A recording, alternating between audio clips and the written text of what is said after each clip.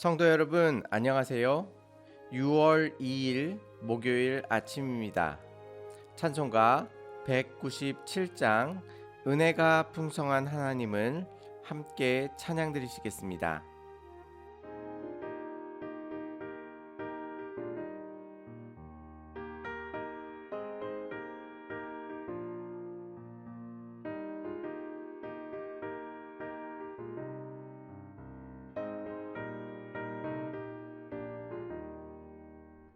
은혜가 풍성한 하나님을 믿는 자 한 사람 한 사람 어제도 오늘도 언제든지 편찮고 보호해 주시네. 주여 성령의 은사들을 오늘도 내려 주소서.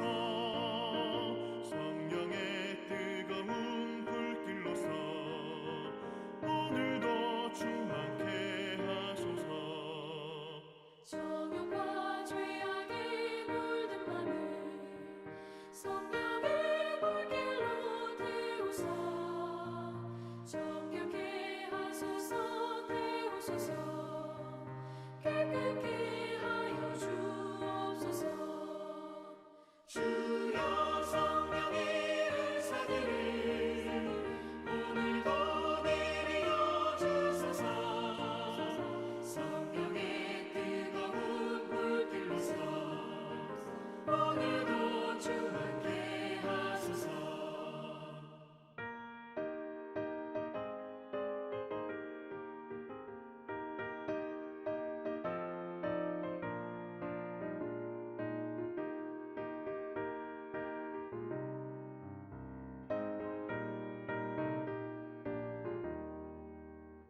희생의 제물로 돌아가신 어린 양 우리 주 예수여, 구속의 은혜를 내리시사 오늘도 구원해 주소서. 주여 성령의 은사들 오늘도 내려 주소서. 성령의 뜨거운 불길로서 오늘도 충만케 하소서. 주님의 기쁘신 은혜만을 세상에 널리 전하리니 하늘의 능력과 권세로서 오늘도 입혀 주옵소서. 주여 성령의 은사들 오늘도 내려 주소서. 성령의 뜨거운 불길로서 오늘도 충만케 하소서.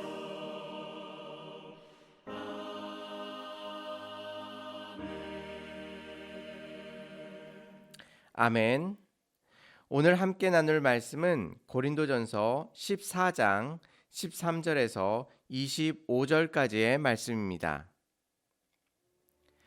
그러므로 방언을 말하는 자는 통역하기를 기도할지니 내가 만일 방언으로 기도하면 나의 영이 기도하거니와 나의 마음은 열매를 맺지 못하리라. 그러면 어떻게 할까? 내가 영으로 기도하고 또 마음으로 기도하며 내가 영으로 찬송하고 또 마음으로 찬송하리라. 그렇지 아니하면 내가 영으로 축복할 때에 알지 못하는 처지에 있는 자가 내가 무슨 말을 하는지 알지 못하고 내 감사에 어찌 아멘하리요. 너는 감사를 잘하였으나 그러나 다른 사람은 덕세움을 받지 못하리라. 내가 너희 모든 사람보다 방언을 더 말함으로 하나님께 감사하노라.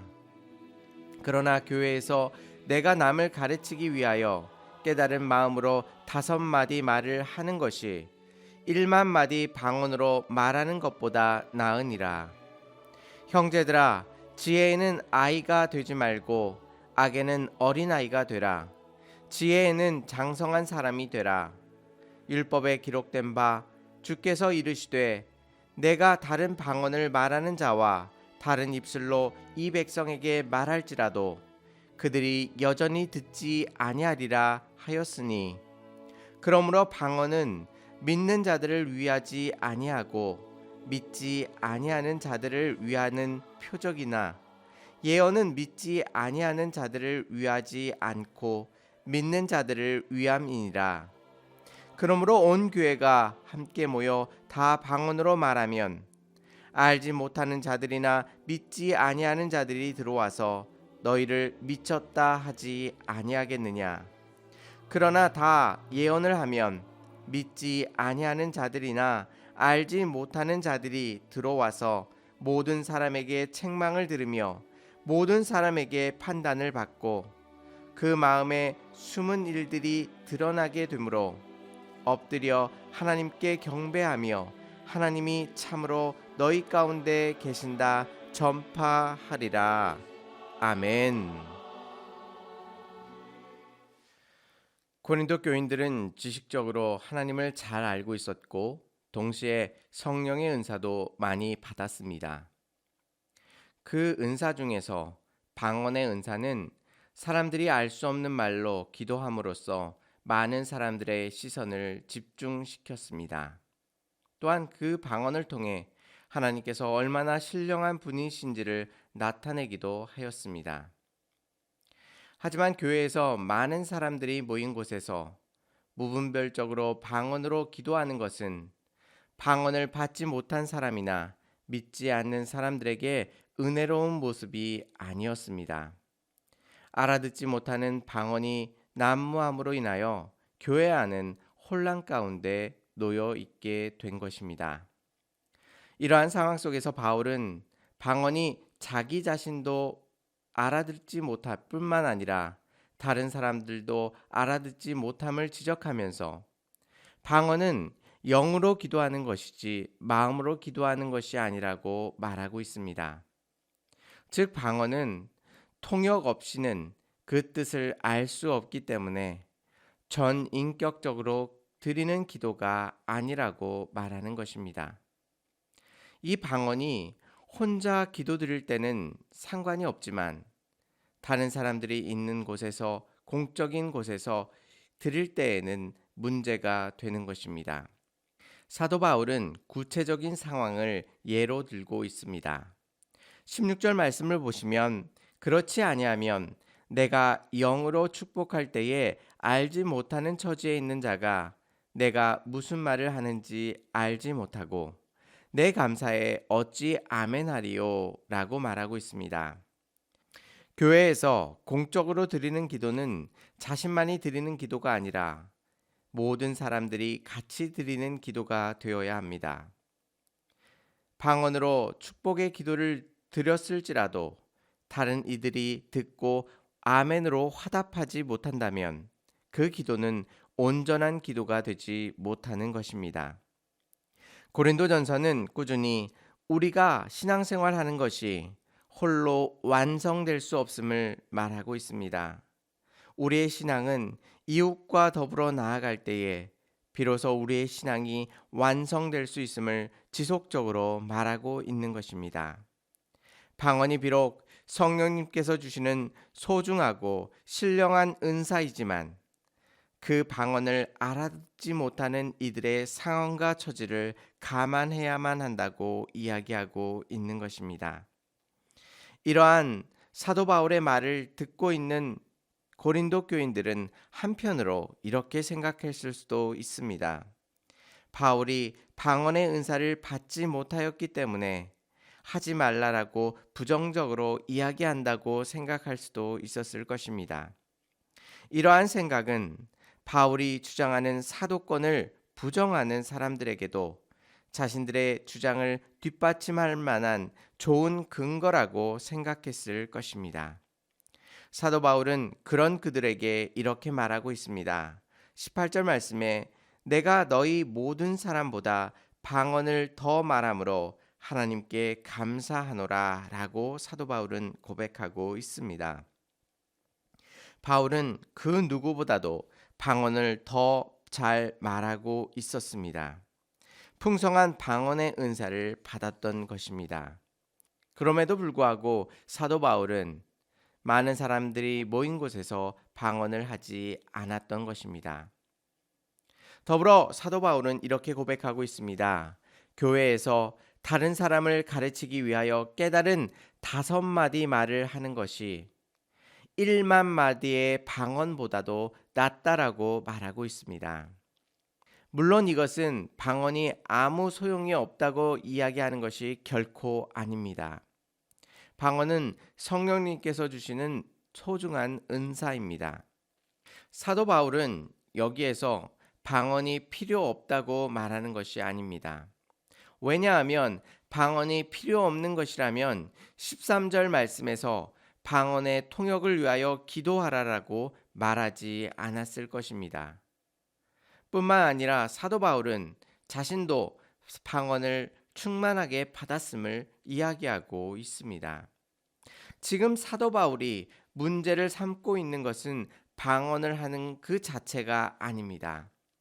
방언을 할 때에 교회에서 많은 사람 앞에서 할 때에 알아듣지 못하는 사람들에 대한 고려와 배려가 중요하다라는 것을 이야기하고 있는 것입니다. 아무리 성령님께서 주시는 방언의 은사라고 할지라도 다른 사람이 듣지 못하고 같이 아멘으로 화답하지 못한다면 그것을 멈추어야만 한다고 이야기하고 있는 것입니다. 바울은 이를 설명하기 위해서 이사야서 28장 11절을 인용하고 있습니다.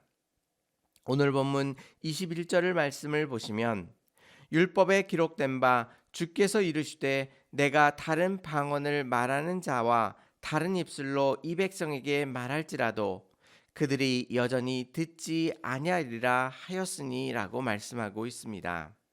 사도 바울은 이사야서의 말씀을 인용하고 있습니다.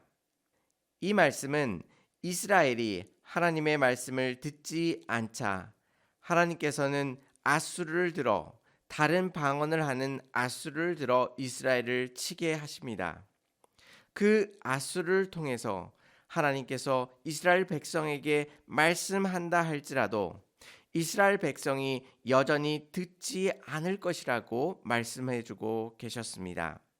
그런데 사도 바울은 이 말씀을 통해서 마찬가지로 아무리 방언으로 믿지 않는 사람들에게 전한다 할지라도 그들이 그것을 듣고 구원에 이르는 것이 아니라 도리어 그들을 향하여 미쳤다라고 이야기할 것이라고 말하고 있는 것입니다. 즉 믿지 않는 사람에게 방언은 아무런 소용이 없다라고 이야기하고 있습니다. 사도 바울은 나아가 이 방언을 예언과 대비하여 소개하고 있습니다. 그런데 그 예언이 특별한 예언의 은사를 받은 사람들이 이야기하고 있는 예언을 말하고 있지는 않습니다. 24절 말씀을 보시면 그러나 다 예언을 하면 믿지 아니하는 자들이나 알지 못하는 자들이 들어와서 모든 사람에게 책망을 들으며 모든 사람에게 판단을 받고라고 이야기하고 있습니다.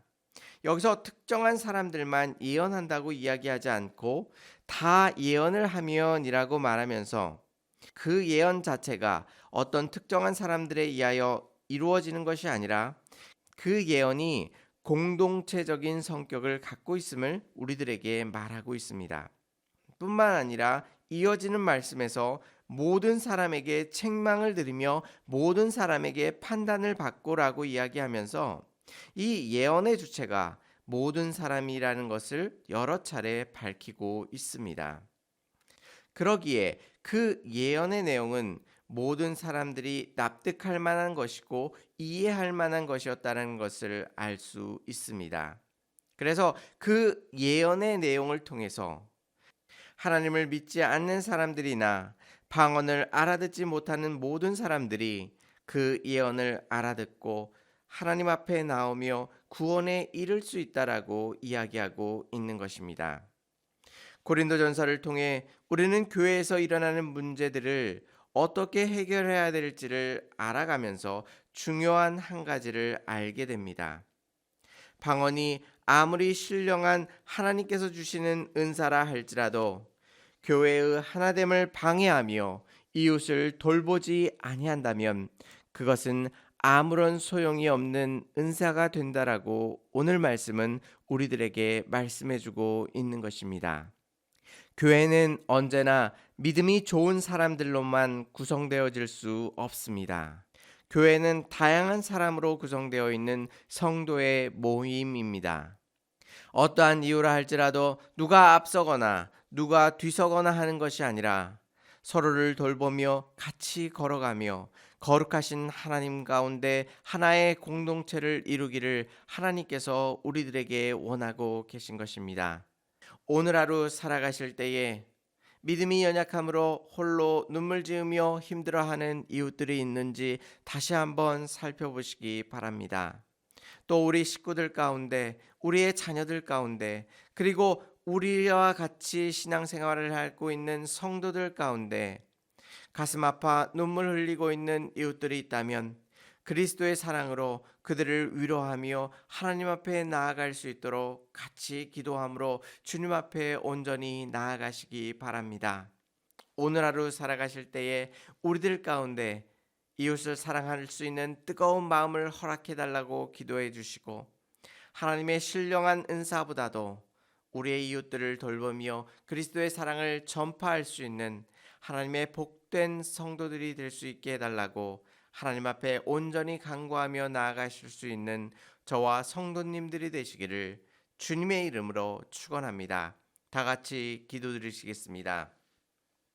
은혜롭고 자비로우신 하나님 아버지 감사합니다. 주님의 귀한 말씀을 통해서 하나님께서 주신 은사보다도 이적보다도 그 어떤 것보다도 이웃을 사랑하며 주님 앞에 나아가라고 명령하신 이 말씀 가운데 온전히 순종할 수 있는 믿음과 지혜와 용기를 허락하여 주시옵소서.